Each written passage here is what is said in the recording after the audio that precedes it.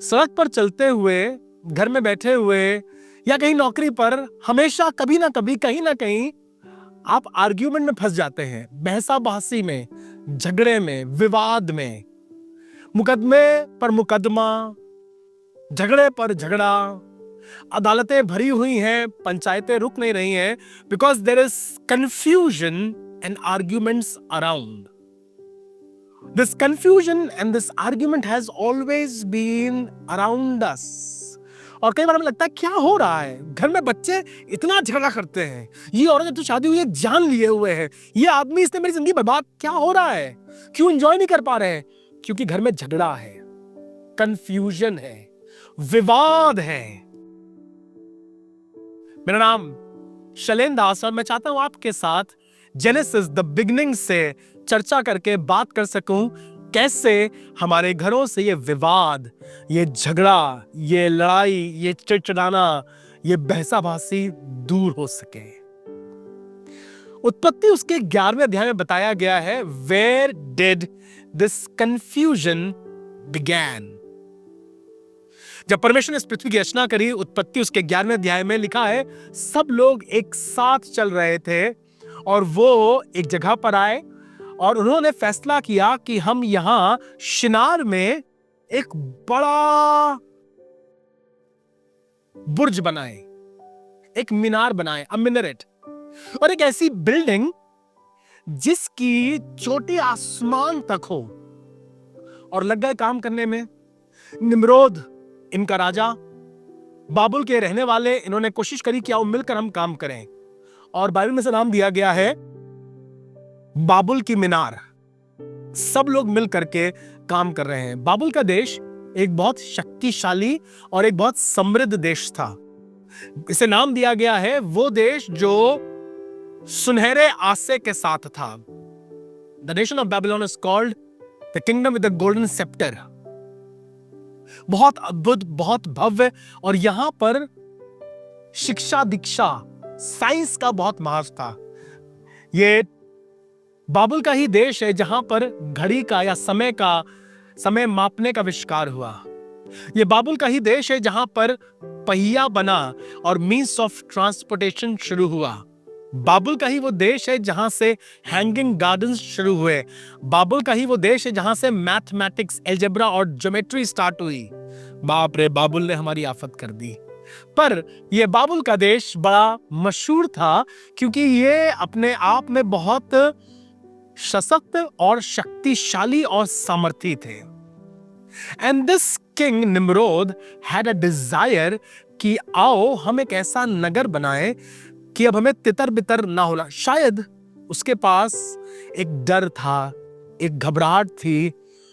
बीते समय में जब भयानक बाढ़ आई थी, इंसान बर्बाद हो गए थे, उसने सुना था अपने बाप दादाओं से, अपने पूर्वजों से, तो कैसे इंसान को जान बचानी पड़ी. तो उसने कहा अब हम एक ऐसी मीनार बनाएं जो इतनी ऊंची हो, इतनी ऊंची हो, इतनी ऊंची हो कि पानी उसे डुबा ना सके.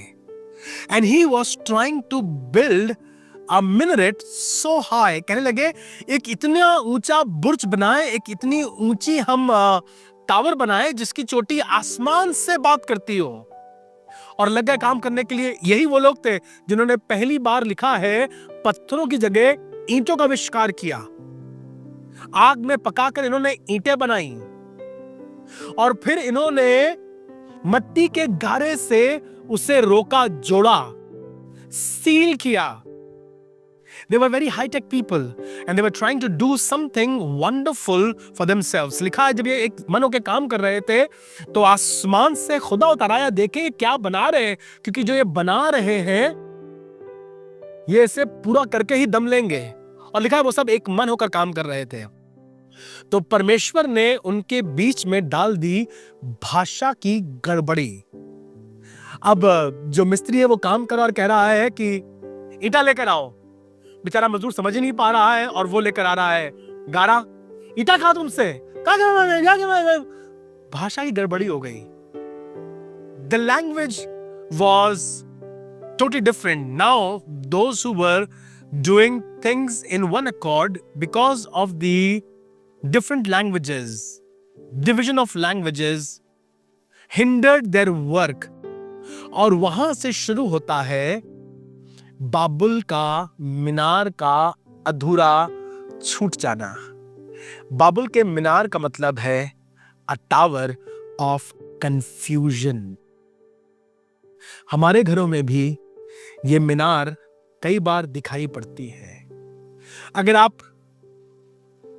ज्योग्राफी का मैप लेकर के ढूंढना चाहें बेबीलोन तो आपको नहीं मिलेगा, पर सच है आपको हर घर में और हर जिंदगी में, हर दफ्तर में और हर चर्च में बेबीलोन दिखाई पड़ जाता है। The king of Babylons were very strong and they were always working against the nation of Israel। याद रहा नबूकदनेस्सर जो आक्रमण करता है और इज़राइल के बंधुओं को अपने साथ ले जाता है। शद्रक, मेशक, अबेदनगो, दानियल, ये सब इसी समय में बंधुआई में जाते हैं और इनका बड़ा अधिक बल और शक्ति थी और इनकी बहुत ताकत थी, इनकी बहुत पहचान थी। पर इसके बावजूद ये थे तो गड़बड़ी या कंफ्यूजन के बादशाह। आज भी ये बाबुल का राजा हमारी जिंदगी में काम करना चाहता है, भाई भाई की जिंदगी में काम करना चाहता है, बाप बेटे की जिंदगी में काम करना चाहता है, माँ और बिटिया की जिंदगी में काम करना चाहता है, खादिम खादिम के बीच में काम करना चाहता है और चाहता है कंफ्यूजन, आर्ग्यूमेंट, बहसाबाजी, झगड़ा, विवाद हमारे बीच में हो और हमारा काम रुक जाए। मेरी दुआ यह है जब मैं और आप आज खुदा का कलाम सुन रहे हैं, खुदावन हमारे घरों से ये विवाद सदा के लिए खत्म हो जाए। तेरी पाक रूह की मामूरी इस तरह से हो खुदावन कि हम तेरे अनुग्रह और तेरे फजल में आगे बढ़ते जाएं। इंटरेस्टिंग बात है, पुराने नियम में ये बाबुल की मीनार थी जहां पर लोग एक भाषा बोलते थे और उसके बाद बाबुल की मीनार बनाते वक्त उनकी भाषा बदल गई और सब अलग अलग भाषा बोलने लगे। जब पाक रूह आया, when the Holy Spirit came and people all were gathered, 120 लोग उपरौठी कोठरी में जमा थे और प्रार्थना कर रहे थे और फरक फरक लोग यरूशलेम में आए हुए थे। मैं धन्यवाद करता हूं, लिखा है और उन्हें आग सी फटती हुई जीभें दिखाई पड़ी और उन पर आकर ठहर गई और वो सब जो कुछ बोल रहे थे अन्य भाषा में, नीचे लोग अपनी अपनी भाषा में उन्हें सुन रहे थे। Did you notice the difference? वहां पर सब एक भाषा बोलने वाले थे, वहां पर गड़बड़ी हो गई, उनके बीच में कंफ्यूजन हो गया, उनके बीच में विवाद हो गया और फिर एक भाषा बोलने वाले एक दूसरे की भाषा को समझ नहीं पा रहे हैं, सुन नहीं पा रहे हैं, अंडरस्टैंड नहीं कर पा रहे हैं और बेबीलोनियन नेशन बिखर सा गया। यहां पर परमेश्वर के घर की बात है। हालांकि भाषा बोलने वाले सब अलग अलग हैं, कोई यूनानी है, कोई यहूदी है, कोई फारसी है, अलग अलग जगहों से लोग वहां आए हुए हैं, लेकिन उसके बाद भी जब पाक रूह की आवाज निकल रही है तो वो सब के सब एक भाषा सुन रहे हैं। He is not a God of confusion, he is the God of union and this is my prayer। तुम्हारा जवान बेटा जो भाषा बोल रहा है, तुम्हारी जवान बिटिया जो भाषा बोल रही है, तुम्हारा बुढ़ा बाप जो भाषा बोल रहा है और जो तुम्हारी कमजोर माँ भाषा बोल रही है, खुदा करे पाक रूह की मामूरी से हमारे घर से कंफ्यूजन दूर हो जाए और रूह पाक की मामूरी से हमारे घर में एक भाषा और एक शैली हो and together we can glorify God। Peter stood in that hour। पतरस खड़ा हुआ और उसने प्रचार करना शुरू किया। पता नहीं पतरस कौन सी भाषा में प्रचार कर रहा था, पर लिखा है सुनने वालों के हृदय छिद गए और सब सुन पा रहे थे, समझ पा रहे थे ये हमारी भाषा बोल रहे हैं और 3000 लोगों ने उस दिन यीशु मसीह को अपना उद्धार करता करके ग्रहण किया। And on that day of Pentecost the church grew in numbers. हकीकत में चर्च की उन्नति और चर्च का जन्म पेंटिकुस्त के दिन हुआ जब पवित्र आत्मा से भर करके वो चर्च काम कर रहा है। These are two opposite forces working even in this hour। The Tower of Babylon that is considered to be a tower of confusion and the Holy Spirit, the church that is said to be a tower of union। आप फैसला कीजिए आप किस में शरण लेना मांगते हैं? You want to be in tower of confusion, मेरा घर बना रहे टावर ऑफ कंफ्यूजन, मेरे बच्चे बने रहे टावर ऑफ कंफ्यूजन, हमारे घर में हर समय बाबुल रहे, झगड़ा रहे, ईर्ष्या रहे, लड़ाई रहे, या तुम चाहो तो ये दुआ कर सकते हो, खुदा बाप मैं चाहता हूं मेरे घर में पिंतेकुस्ती अटारी सजी रहे ताकि हम सब एक भाषा बोल सके। And for your language to be one you need the language of the Holy Spirit. ये कहिए, प्रभु हम चाहते हैं हमारे घर में तेरा पाक कलाम बोला जाए, हमारे घर में खुदावन तेरे रूह की मामूरी हो, हम, हमारे बच्चे, हमारा खानदान खुदावन तेरी मर्जी में चले, और हम चाहते हैं हमारे जीवन से तेरा नाम जलाल पा सके। आज आपको बेबीलोनियन नेशन दिखाई नहीं पड़ेगा, पर है सब जगह।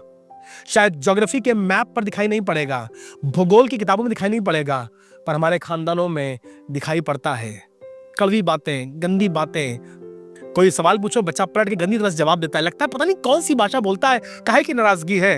आज दुआ करो, प्रभु हम चाहते हैं हमारे घर से निम्रोद, हमारे घर से नबूकदनेस्सर और हमारे घर से बेल्शस्सर दूर हो, और हमारे घर में यरूशलेम का राजा, शलेम का राजा, शांति का राजकुमार राज कर सके। And your house will become a wonderful place to exhibit the goodness and the hand of God. खुदा आपको बरकत दे। मैं यकीन करता हूं इन दिनों में आप खुदा के कलाम से सीख रहे हैं, बरकत पजीर हो रहे हैं। अगर आज आप पहली बार ही हमारे साथ जुड़ रहे हैं तो ये सीरीज आपके लिए लगातार आ रही है, आप जरूर से ज्वाइन कीजिए। हर शाम हम लोग जमा होते हैं, इबादत करते हैं, and we learn from the book that is called the word of God. If you are blessed, please share with somebody. शायद कोई अपने बाबुल के मीनार से निकल करके पाक रूह के घर में आ सके और उसकी जिंदगी में भी शांति स्थापित हो। खुदा आपको बरकत दे।